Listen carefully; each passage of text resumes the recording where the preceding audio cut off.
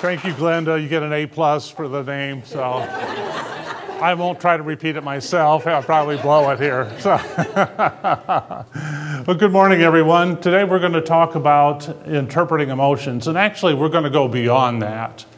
We're going to talk about how we can convert those emotions into productive behaviors and do it very, very quickly. So before we get started, let's have a little foundational work here. A couple of thoughts about emotions. Number one, emotions are automatic responses. We can't prevent them, we can't control them, they're just going to happen. So it depends on the situation we're facing. We're going to get hit with an emotion, there's nothing that we can do to stop it. But we can, literally, within milliseconds, make a mental shift away from that emotion into more productive behaviors. And what we're going to explore today together is how we can accomplish that.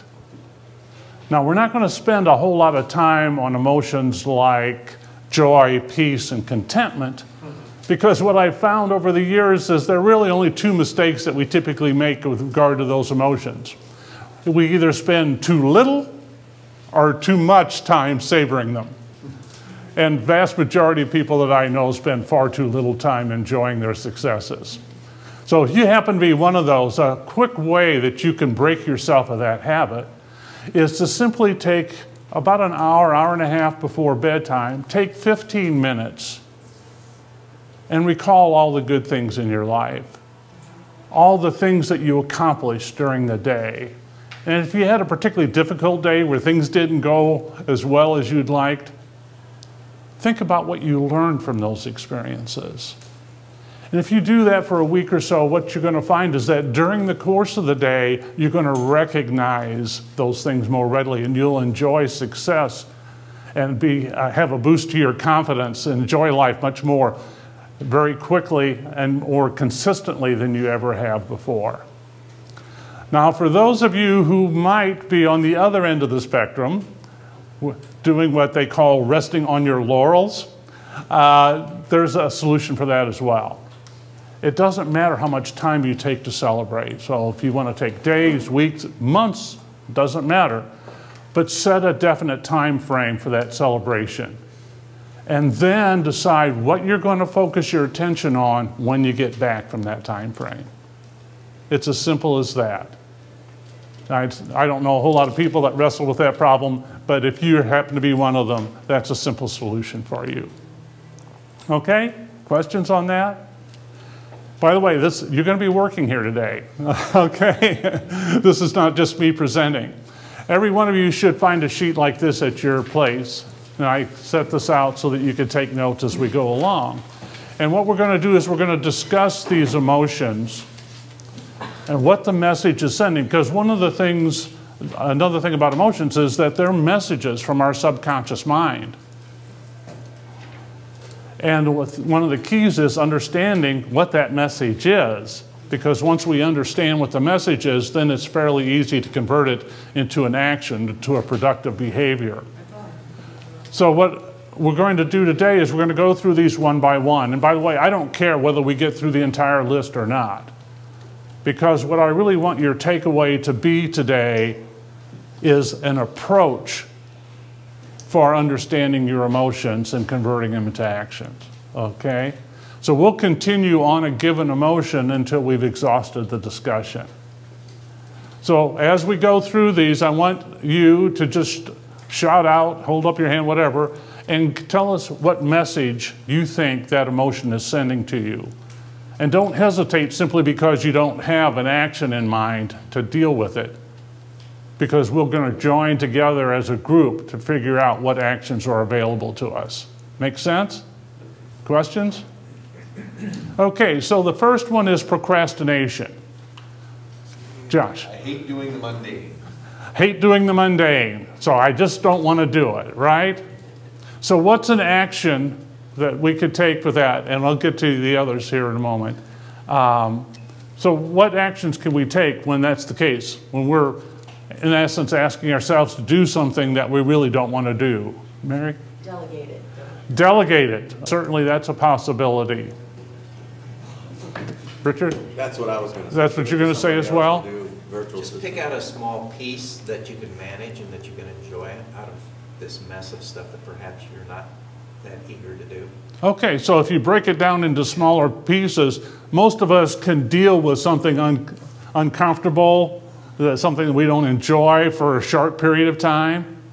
And again, after we do that, we can celebrate the success, which will encourage us then to move through the list a lot more quickly. So breaking it down into smaller entities, smaller components. Yes, Deb. Do it first and get it out of the way. Do it first and get it out of the way. And yeah, that happens to be a personal favorite of mine, because I find that when I do all the stuff that I don't want to do and I reward myself with the rest of the day doing anything that I love to do, that's a real motivator for me. That's great. Cynthia? Just getting it started helps me. Like if there's a title page, just do the title page. Okay. Just having started it helps me get into a project. Okay, great. Yes, Karen? On Cynthia's thing is setting a timer for 10 minutes. And then that gives you some time to get into it, and a lot of times she'll just keep going after 10 minutes. Okay, very good. So you can set a timer that will, again, keep it short so that you can deal with something that you don't really enjoy. Yes, Bill? See if you can pair it with something you really want to do, really like to do. Ah. And then you do the thing you don't want to do first, so you get the reward of being able to do the thing you like to do. Okay, yeah, that's similar to what Deb was suggesting there. Tom? I would shift from do it first and get it out of the way to do it at the right time. And for some people, depending, profiles like Colby and other profiling mechanisms will tell you sort of what work requires the most energy for you, what work doesn't, and what times of day things should be done. So for me, the things I don't like to do, I'm actually better at doing them at the end of the day. And I focus on the things that I'm best at and that I like to do early in the day. So it's going to vary. So matching the work to your energy levels, right? Yeah, and I agree with you. It works very well for me. What I discovered about myself is that my mind wakes up very quickly. The rest of the body about 2 hours later. So I do all the creative work first thing in the morning, and when I exhaust the creative energies, then I shift to the more mundane tasks that I don't enjoy. And somewhere around 3 in the afternoon, I hit the wall, and that's either nap time or exercise time, depending on which day of the week it is. So, that's very helpful too. Yeah, I find that to be the case as well. Any other thoughts? These are great. So we've got a lot of different ways to deal with that. Now we had a couple of other thoughts on what the message was. Xantha? Well, I think sometimes when I procrastinate, it's because I'm a fear of failure. Like I'm not sure what I need to do or how to do it, so I just procrastinate.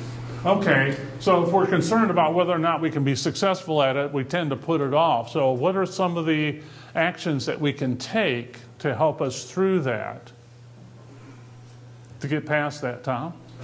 Get an accountability partner who can hold us accountable.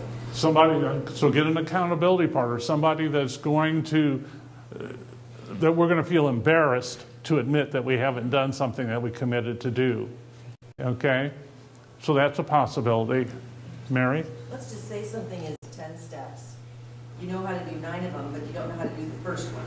So if you broke it down and then you figure out what's keeping me from doing this first little step, you get the help you need or the education you need or whatever to get that one done, and then you can, sometimes you can just move forward. Okay, all right. So sometimes breaking it down opens your eyes to what the barrier really is and how you can deal with it effectively.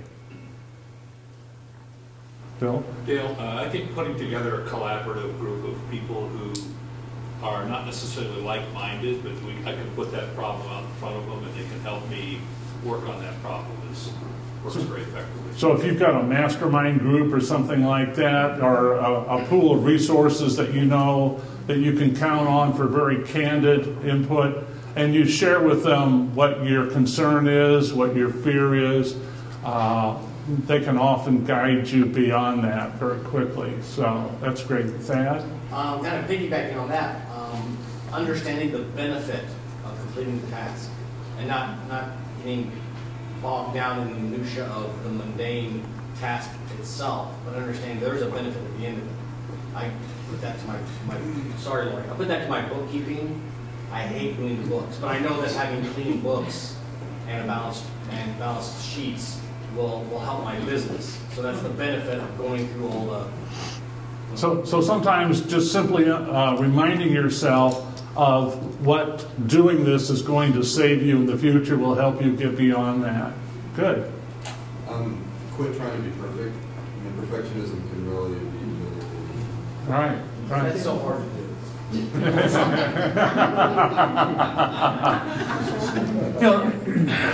Yes. These accomplishments that you reviewed every evening, if you wrote those down and went back and read through them, you'd find out that you probably have the ability to do whatever it is you're afraid of. That's beautiful, yes. If you remind yourself of all the things that you've accomplished in the past, and I love that because that's one of the questions that I ask clients when they are in doubt. I simply ask them, when in your life have you faced a situation in which you've had no background and no experience and you failed to produce a result? And I always get the same answer. After they think about it for a few seconds, they say, never. Now, they may not have gotten there on the first or second iteration or even the fifth, but we always find a way to deal with the situations that we're facing. And when we remind ourselves of that, that has a tremendous, powerful effect of reducing the fear that we're experiencing, especially a fear of failure. So that's beautiful. Thank you. Other thoughts? Yes. Shift your energy. Pardon me? Shift your energy, change what you're doing, get up, move around, walk around. You get too focused, too attached to the fear that I can't do this or whatever, and shifting your energy and focus, just moving around or focusing on something else can release that tension. Getting up and doing something physical, some physical movement to relieve that tension, that anxiety that you're experiencing. And then possibly just shifting your focus. You know, again, I'm a big believer that the subconscious mind is a powerful tool that we know very little about how to use effectively. But again, one of the things that I coach my clients to do is that when you're in a situation like that, where you're fearful, you're anxious, you're not sure you can be, is simply turn it over to your subconscious and go do something else. And the question needs to be a how question. How can I accomplish this? And I do it successfully. And that how question to your subconscious will always produce an answer that will allow you to move forward despite the fears, the anxiety, whatever that you're experiencing. Yes. I just have to get sort of organized about whatever the task is and pull out all the miscellaneous notes, papers, past contract, whatever it is, and lay it out and space to lay it out and look at it all and then put it back together in a form where now my head's in the game. Okay, so sometimes it's just a matter of organizing your thoughts, and that takes some of the fear away. Yeah, it just clarity comes with organizing my papers or organizing my space, reinventing that on a daily or a couple times a day basis. Yeah, and I can relate to that because I know over the years there were times when I would feel overwhelmed with all the things that I had to accomplish. And in those instances, when I would take out a few seconds and create a to-do list and prioritize it, that simple act of organizing and prioritizing took away all that stress and allowed me to move forward a lot more quickly and a lot more effectively. So that's a great idea as well. Others? Yes. Sometimes when I get in that situation, I envision the end and work backwards. So this is the end state. So backwards, this would happen, that would happen, before that would happen, and work backwards as opposed to forwards in whatever you're trying to accomplish. Okay, so working backwards from the end result that you want to achieve and identifying the steps. and then implementing in the proper order. Okay, very good. Then we had another hand over here with the message. Somebody had a different message. Oh, I did, but it was fear of failure. Oh, fear of failure? Okay, good, good. Any other thoughts? Yes. What about recognizing if you're procrastinating, it's actually something to stop or let go and move on to something else because maybe that's not really a priority and you just didn't want to let it go. Okay, so just moving on to something else because, you know, it may not be a priority at that time, but you're trying to make it one? Yeah, like it could be more of a want than a need to move Okay. forward. All right. Santha? To piggyback on that, in a book that Karen just recommended we read, The 1 Minute Millionaire, it talks about how you need to make your to-do list and then really just pick the top 15% of the things you really need to do and do those first and then forget the rest if you don't get to it. And I think a lot of times I've kind of set myself up for failure by doing all those other things first and then not getting to that big 15%. So I've been really trying to focus and it's been working. So thanks, Karen, for that research. Okay, great. Mary? I don't know if this really exists, but I've heard about it, where it's fear of success, where if I do really well at this and I make a whole lot of money and then I'm rich, then I'm going to have to leave behind all my poor friends. Yeah? Yeah.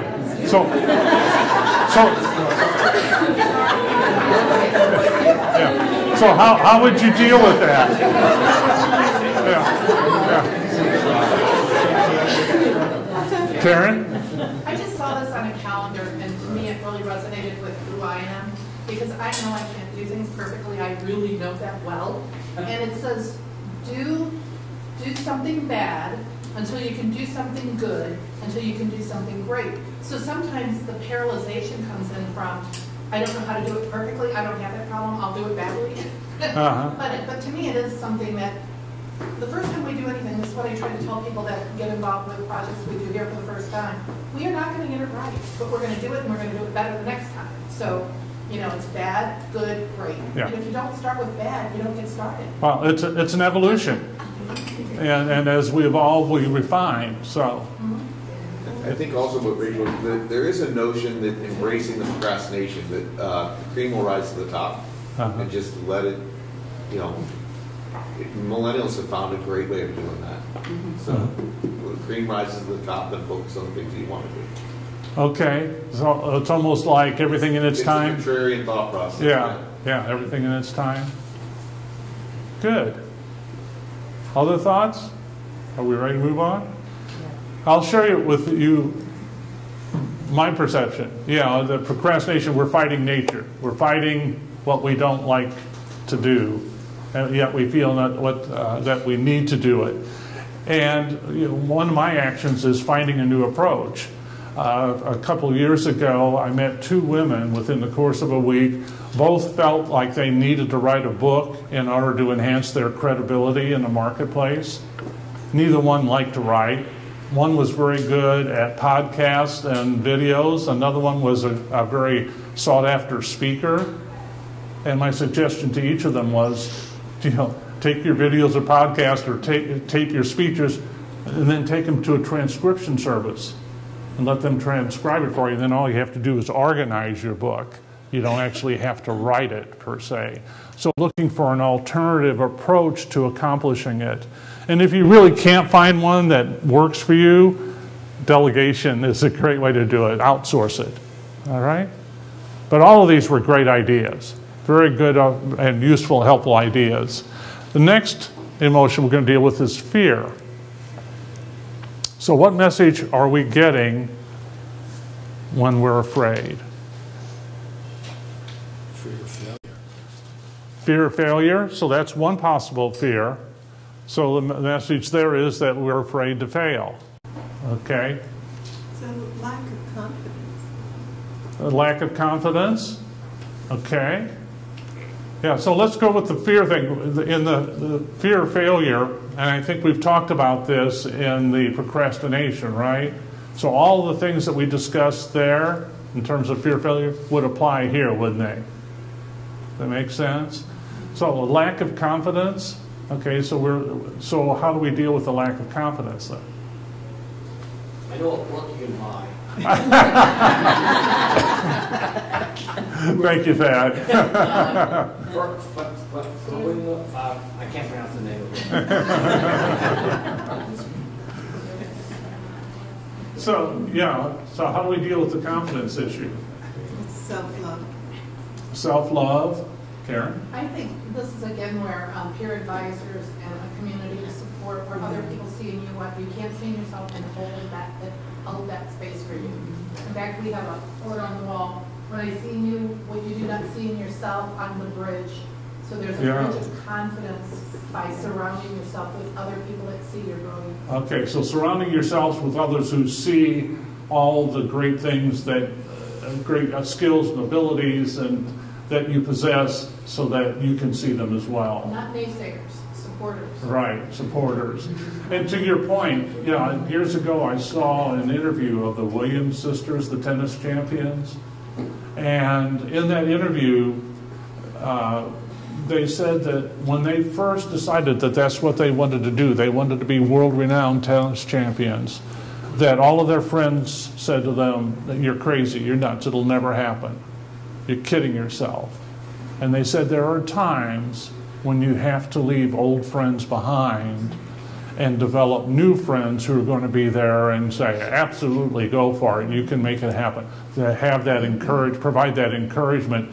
And because we're all going to need it. There will be challenges, there will be difficult times, no matter what it is we're trying to achieve. And we need people who believe in us so much that we're going to act on their belief rather than our own fears. Great, thank you, Karen. Yes, Ann. A parallel to that is the idea of people who are supportive of you, but we're also willing to push you.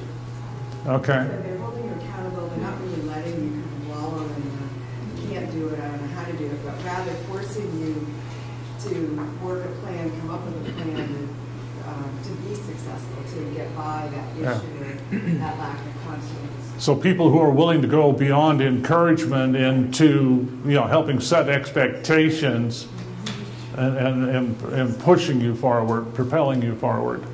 Mary? Part of the thing about the lack of confidence is the fear of looking stupid. So that's worried what other people think of you. And so if one, you think about how little people actually do think about you. The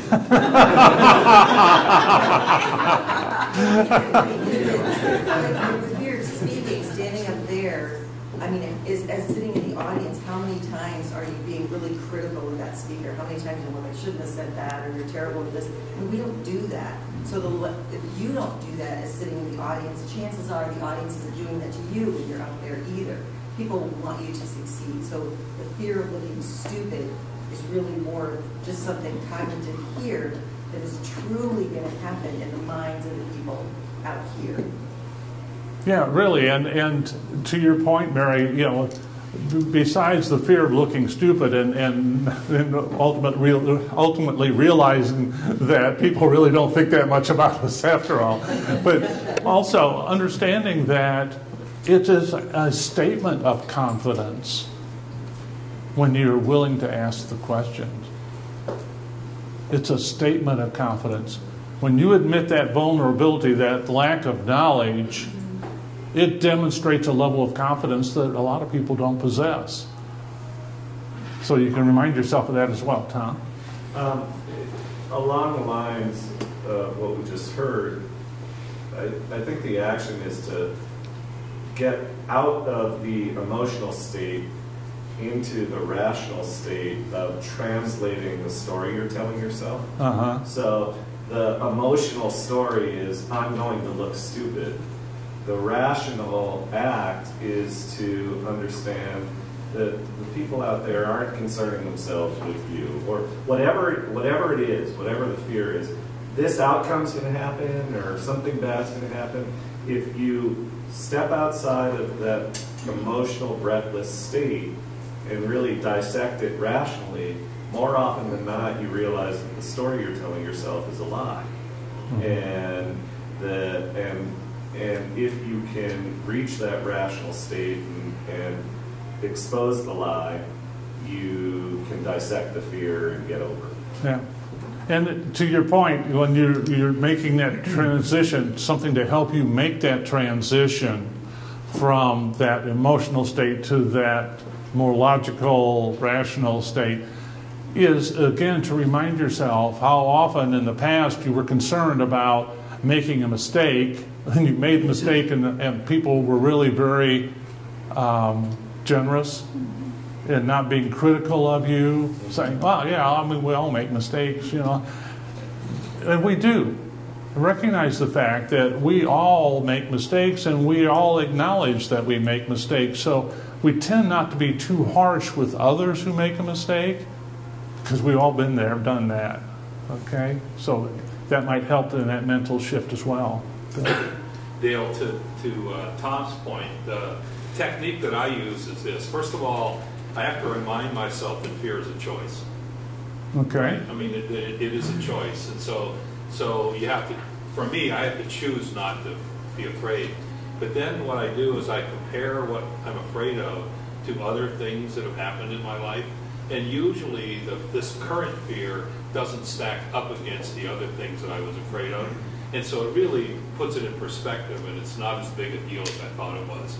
So I use that as kind of a, wow, you know, I've overcome this and this and this and this and this.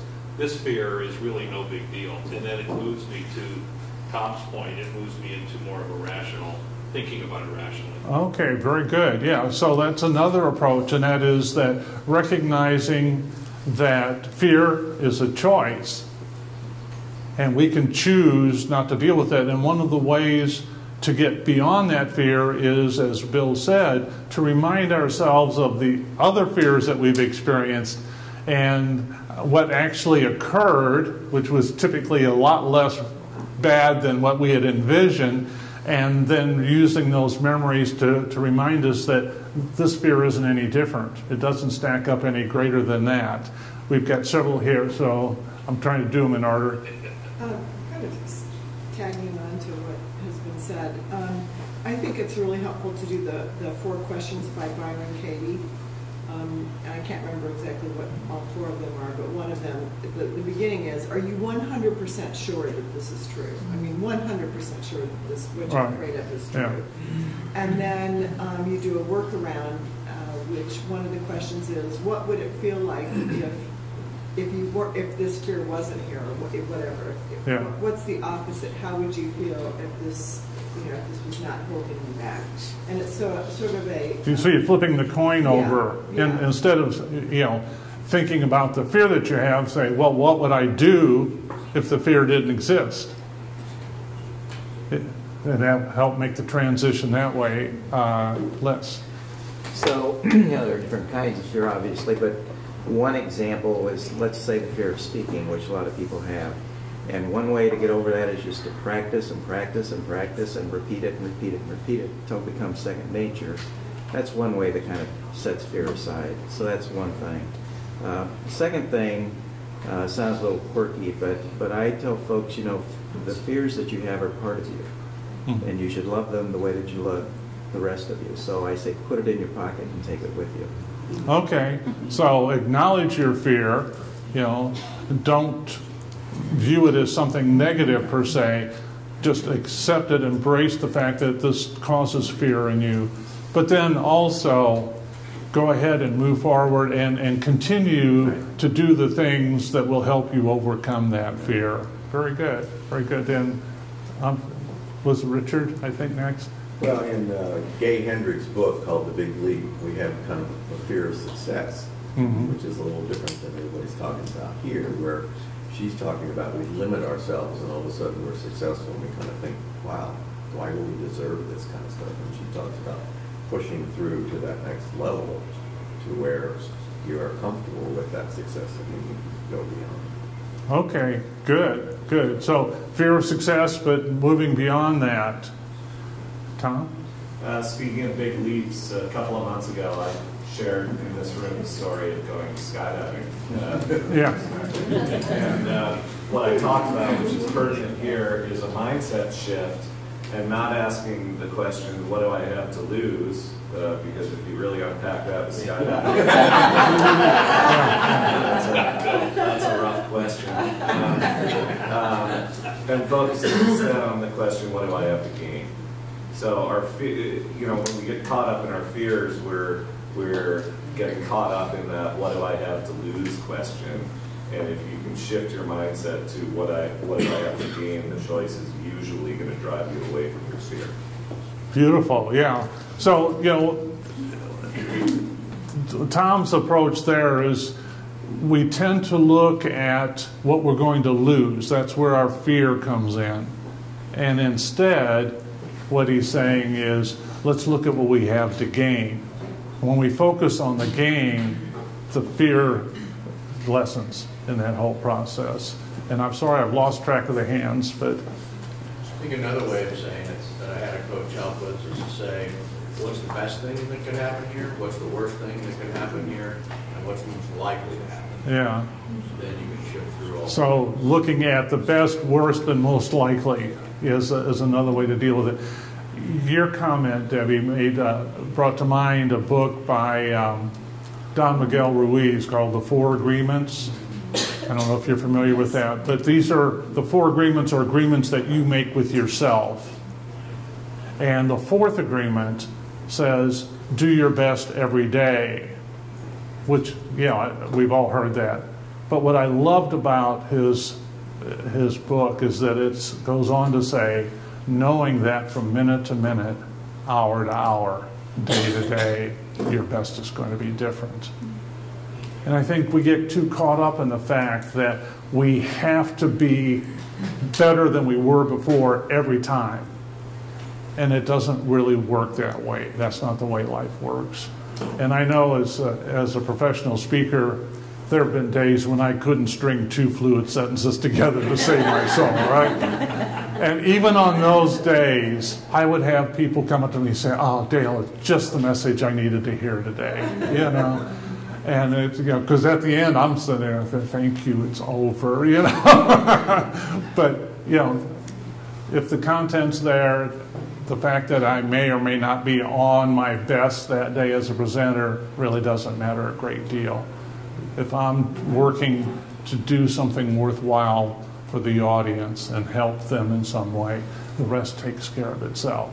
So again, as a lack of confidence, fear of failure, fear of success, the problem with all those, we're being egocentric. We're focused on us.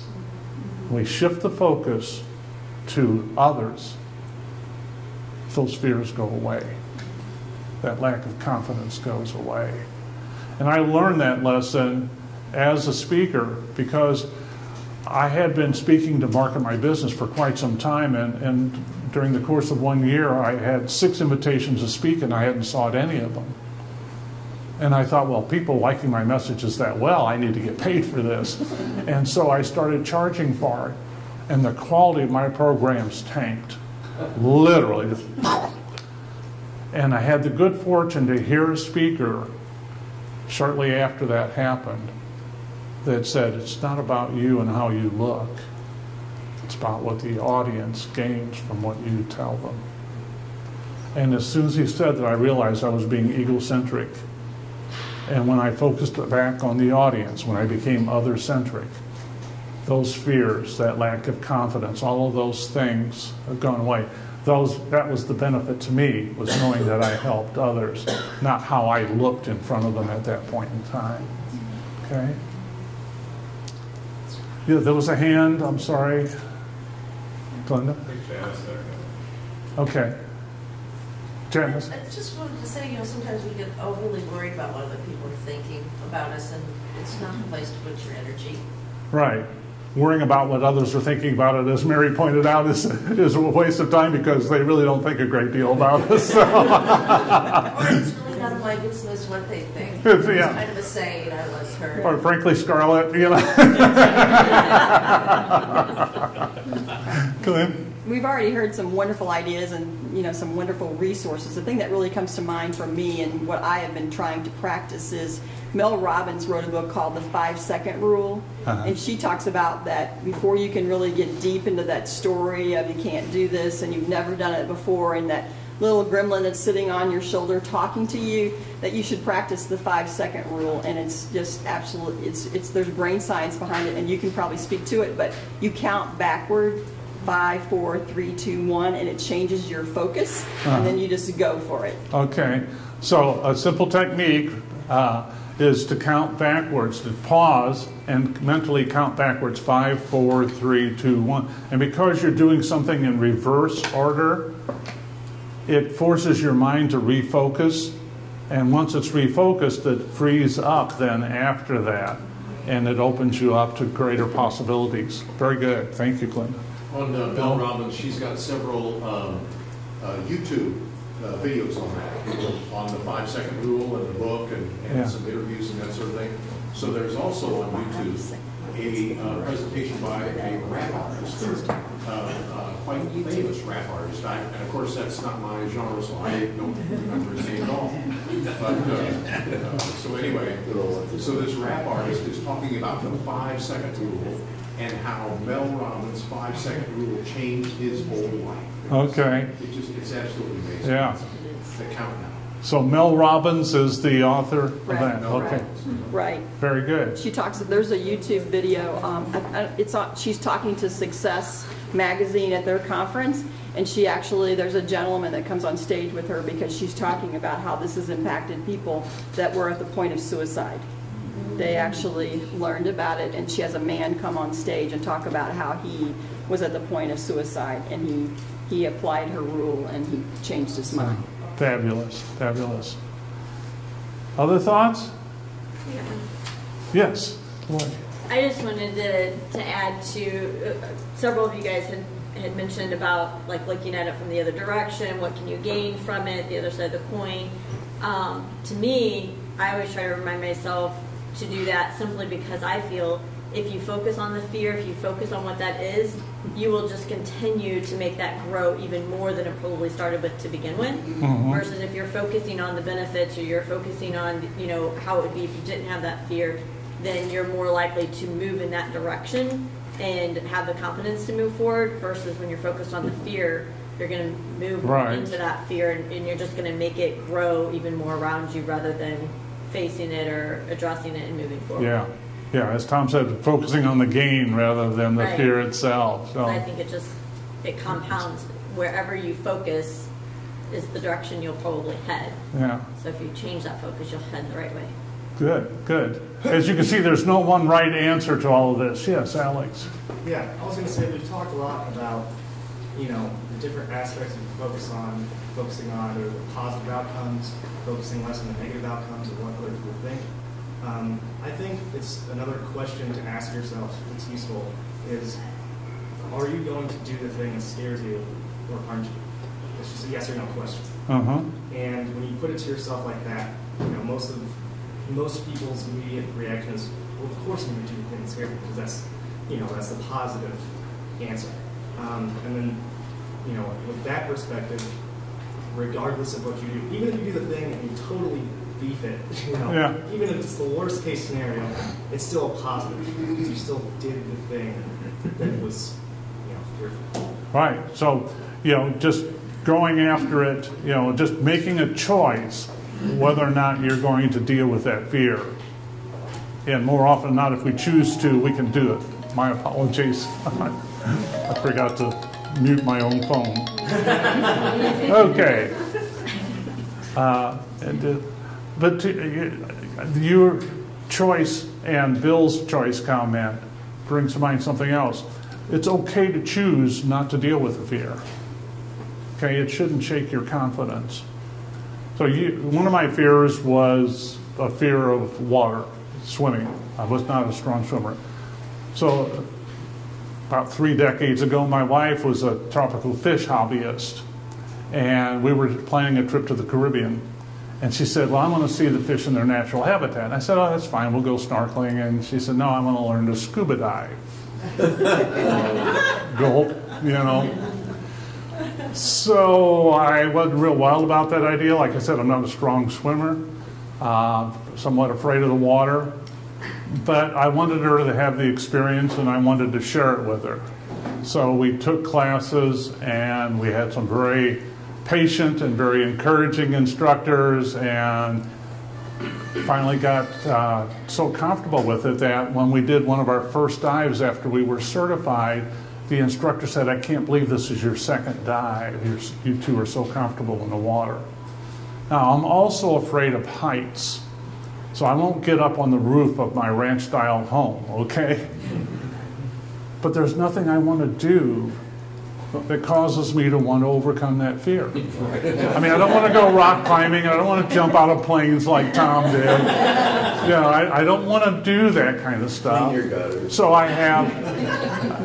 I just don't deal with it. I acknowledge that, but I also know with absolute certainty that if I wanted to do some of those things, I could overcome that fear. So I don't take a hit to my confidence.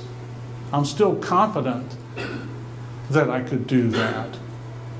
I just choose not to, and that's okay. I think we have to remind ourselves that sometimes if something frightens us and we don't want to deal with it, we don't have there's not a real benefit to us from overcoming it, it's okay. It's not a big deal. Yes? I think there's an element that we have to recognize that fear can be good. Humans are probably the only species that denies their natural instincts, and sometimes fear is there to protect you. And I think we need to learn to listen to ourselves. Oh, very good. Yeah, because fear is a natural instinct, and we do need to listen to it at times, especially in situations where there is danger of physical harm or mental harm. You know, so to protect ourselves, fear is not intrinsically bad. It's not right? bad. Right. Good. I see there was another hand. Oh, Karen, I'm sorry.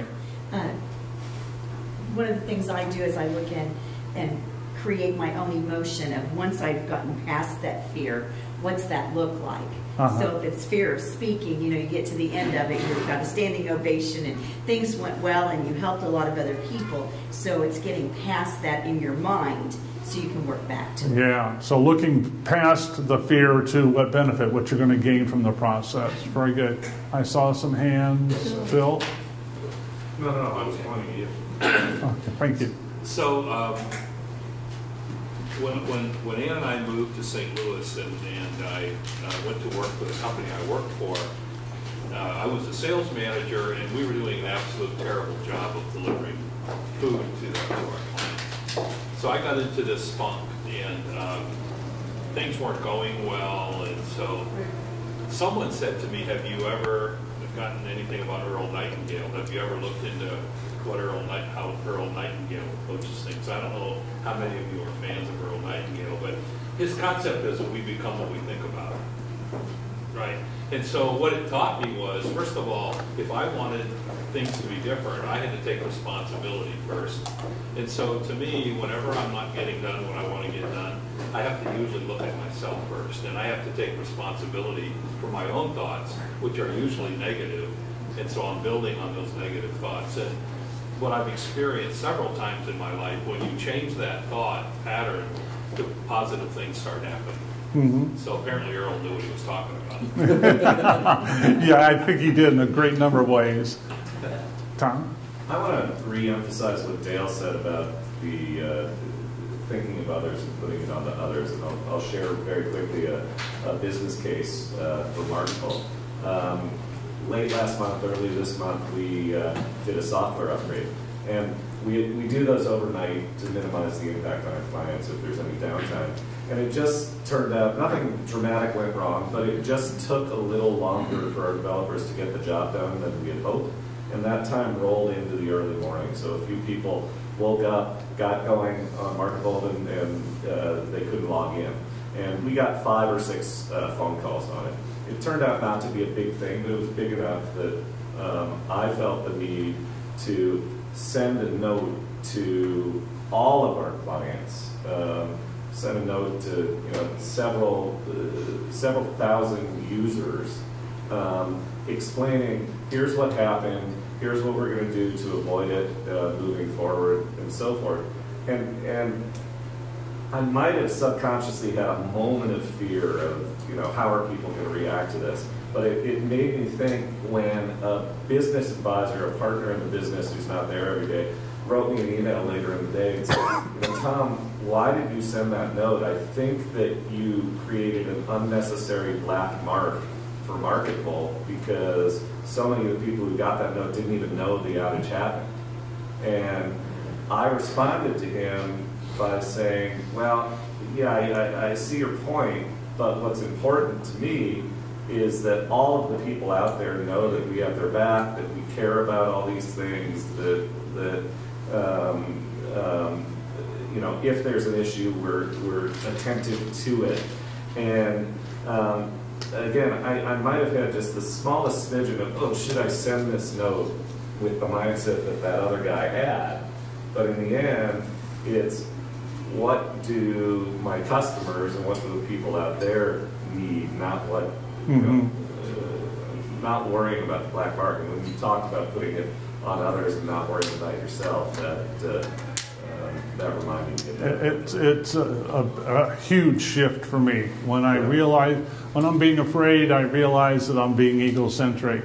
Right. And when I make that mental shift to consider the other people involved, it just takes that all away. And it does it almost instantaneously. Or subconsciously. Or subconsciously, yeah. Yes, Karen. I don't know if you said this before, but I actually think what you just said is huge. Fear is very egocentric. And most of us don't want to be egocentric. So I think it's a straight reminder of how to look at fear is that we're letting our ego stop us instead of other things. Right. Great Yeah. distinction. Thank you. Good. I'm glad you enjoyed that. Other comments on this one? To me, fear is forgetfulness. And what we forget is something that I mentioned earlier, is that we've always found a way to deal with any situation that we've faced. So in that moment of fear, we've forgotten that. And the action for me is simply to recall the successes that I've had, in particular the ones in which I had no background or no experience and was still able to produce a result. Because once I recall those, I'm able to set aside whatever fear there is, knowing fully well that I'm going to find a way to deal with it. I may not get there the first time, or the second, or the fifth, but I'm going to get there. Questions? All right, let's talk about anxiety. Okay. Pardon me? And I'm not talking about the clinical anxiety where there's people are dealing with a chemical imbalance that requires medical intervention or pharmacological intervention. But you don't want to talk about anxiety? I'm too anxious to talk about anxiety. I love that. Any thoughts? How would you describe or define anxiety? How does it differ from fear? Mary? It kind of seems like worry to me.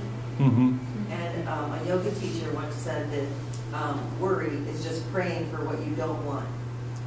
Okay, worry is praying for what you don't want. Okay, interesting. Yeah.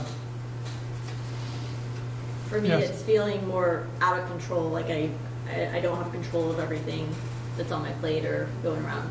Okay, so a feeling of being out of control. Okay. And do you know why you feel that way? Is there a specific thing that you...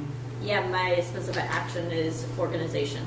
So what you had said with procrastination, for me, I start feeling out of control. All I have to do is stop and sit down and make my list, my to-do list of I've got X, Y, and Z. Once I know what I have and it's clear to me, it all goes away, because it doesn't matter how big the challenge or how much I have to do. If I have a plan of I now have it clear, this is what I need to accomplish, All right. I can attack that and resolve it. So your action is to pause and organize your thoughts and prioritize the work, and then that anxiety goes away. Absolutely. Okay, good. Other thoughts? Yes. So here's one, and it's just a small one, but we had a lot of meetings that were downtown, and I had really bad anxiety with going downtown. I kept thinking my car's going to break down. You know, I was just freaking out about it. It's just something that I was dealing with. It was a worry. I worked with an NLP coach that works with your subconscious, and kind of going back to that recall thing. I had to go back in my timeline, which sounds weird, but it actually did work, and figure out where did that come from. What in my life happened that caused that fear and that anxiety that every time I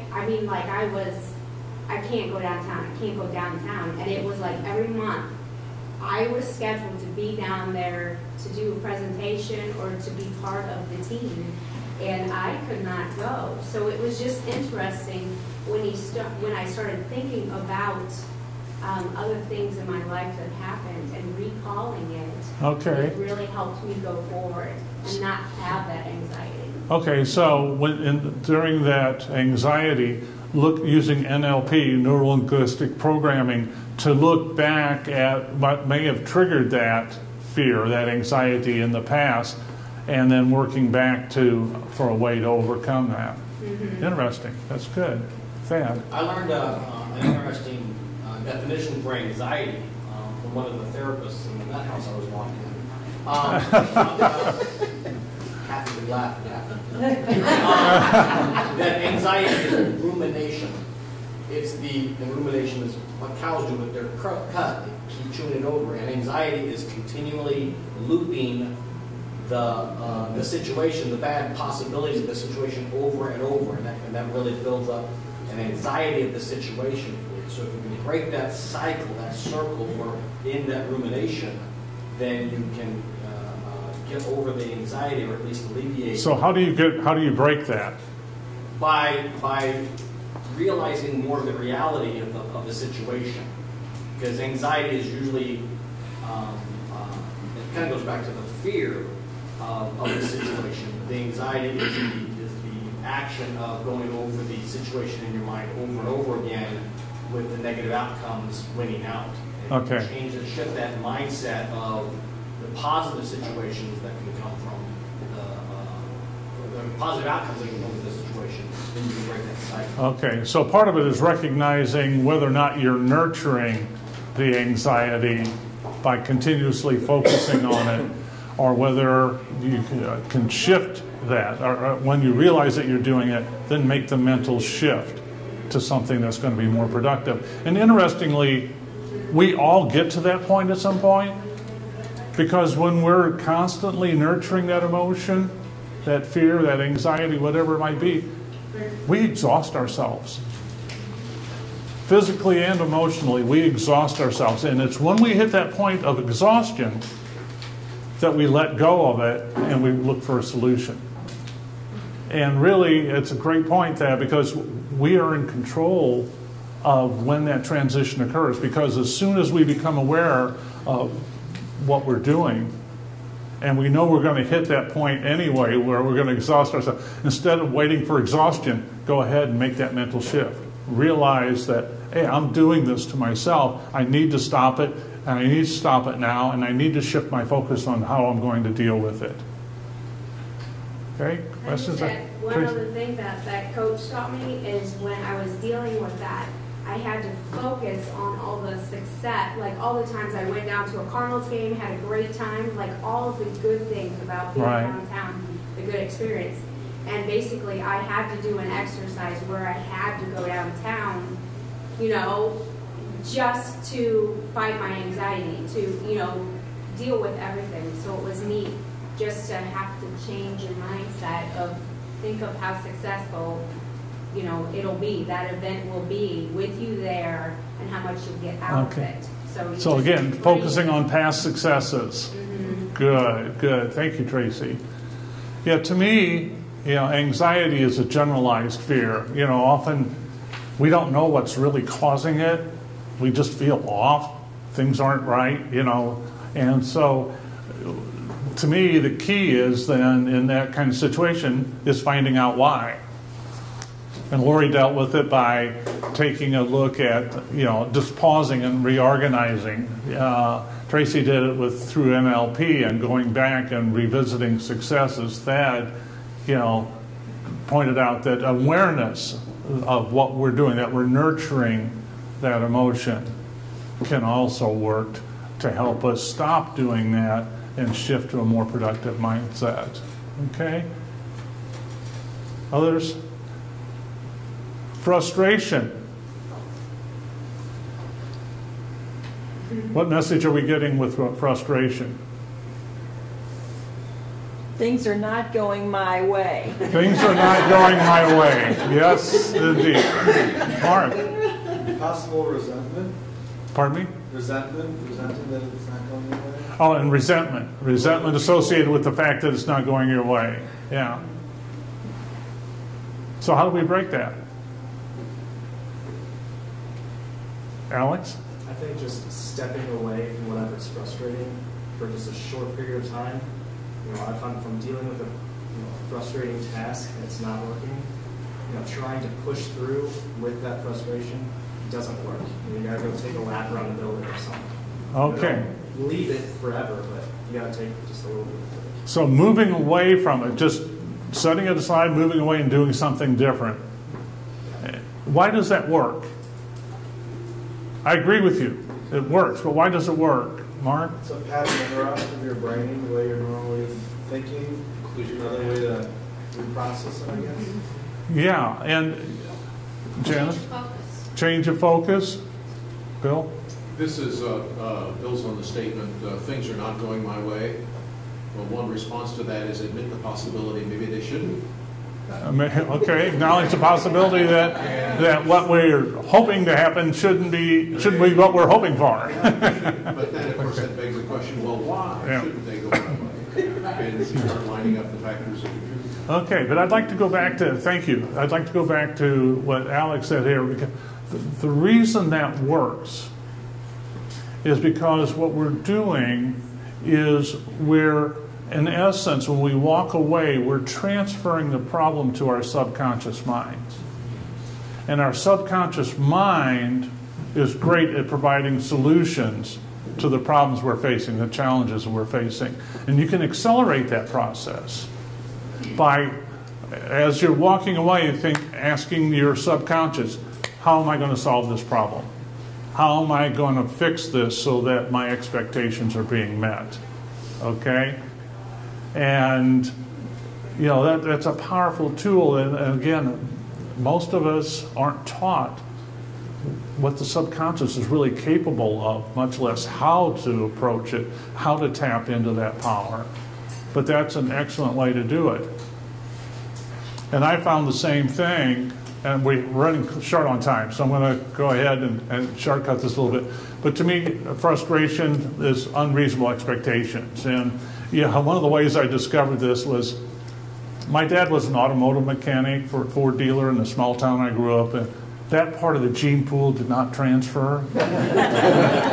So when I have to do repairs around the house, it's nightmarish. And plumbing in particular. So if there's a leaky faucet or broken part in the toilet, I would get up in the morning and I think, oh, well, this will take me about 20 minutes. And what I found is that the closer I got to the 20-minute deadline, the more anxious I became, the more frustrated I became, until finally I would just walk away.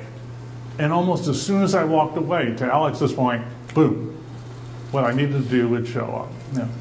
So ever since I realized that that's what I was doing, that I was actually doing it to myself, now I wait till Saturday morning, and I get up, and I think, I've got all day.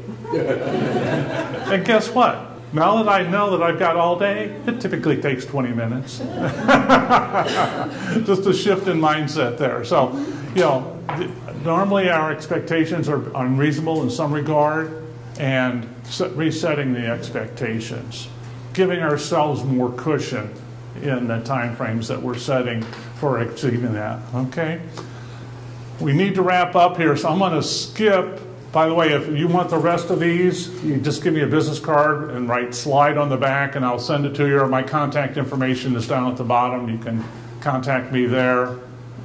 But one of the things I'm going to ask as a favor of you, if you've learned something about a process for evaluating, interpreting emotions, and converting them into useful behaviors, please share it with your kids.